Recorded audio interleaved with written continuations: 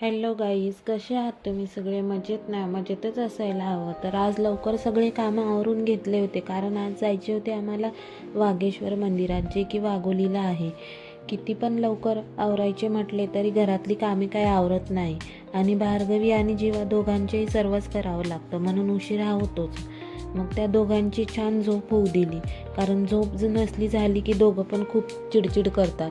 झोप झाल्यानंतर दोघांचा पण मूड फ्रेश होता. पण वाजले होते 5:30. पण म्हटलं आज जायचे ठरवले आहे तर जाऊच. फायनली आम्ही निघालो. भार्गवी तर जाम खुश होती. तिला माझ्यासारखेच फिरायला खूप आवडतं. ती किती खुश आहे तुम्ही बघू शकता.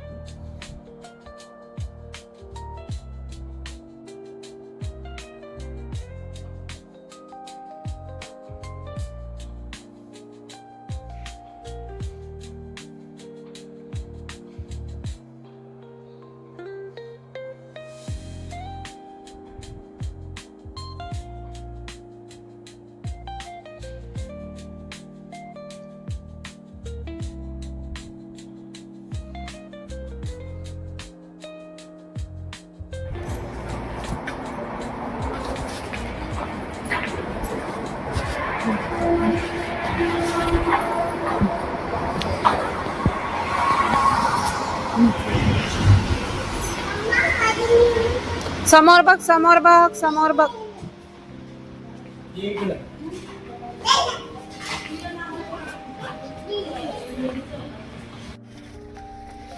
गाडीमध्ये भार्गवीला बसवले समोर तिच्या पप्पांसोबत. जीवा आणि मी बसली मागे. तिथे पोहोचलो तेव्हा वाजले होते 6:30. मग काय सर्व अंधारच होता मंदिरात, पण जास्त काही लाईट नव्हते, म्हणून व्हिडिओमध्ये पण अंधारच दिसत आहे. जास्त क्लिअर काय तुम्हाला मंदिर दिसत नसेल. वाघेश्वर मंदिर हे एक प्राचीन शिवमंदिर आहे, जे पुण्यातील वाघोली येथे आहे, आणि हे भगवान शंकराला समर्पित आहे, जिथे वाघेश्वर या रूपात पूजा केली जाते. हे मंदिर पुणे नगर महामार्गावर असून इतिहास, सुंदर कोरीव काम आणि अध्यात्माचा अनुभव देणारे ठिकाण आहे. विशेष महाशिवरात्री आणि श्रावण महिन्यात येथे मोठी गर्दी होते. आम्ही आधी वाघोलीमध्येच राहायचो, मंदिराच्या जवळच, तर दर सोमवारी येणे व्हायचे. पण आता मी 3 वर्षानंतर आली आहे इथे. आम्ही आलो तर आरती सुरू होती.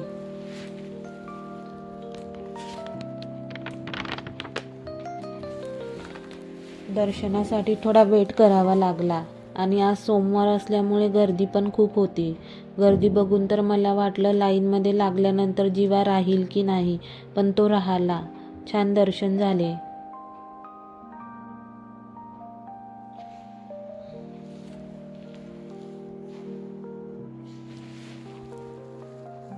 दर्शन घेऊन बाहेर आल्यानंतर भार्गवीला बलून घ्यायचा होता, तो घेतला आणि निघालो रिटर्न.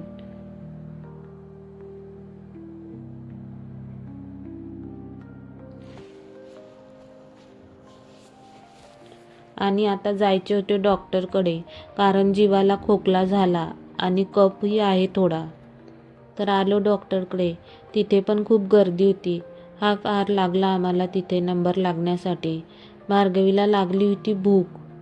थोडी चिडचिड होत होती तिची, पण जास्त त्रास नाही दिला तिने.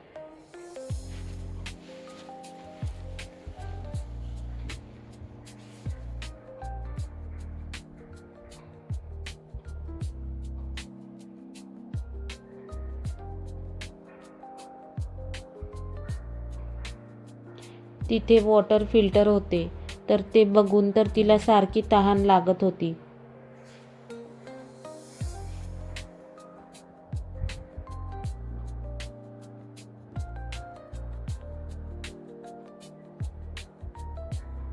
फायनली आमचा नंबर आला. चेकअप केले. डॉक्टर बोलले सध्या हवामानच असे आहे की मुलांना सर्दी खोकला कफ सारखा होतच आहे. तर बेबीची काळजी घ्या, वाफ द्या, थंडीपासून बचाव करा आणि घरी येताना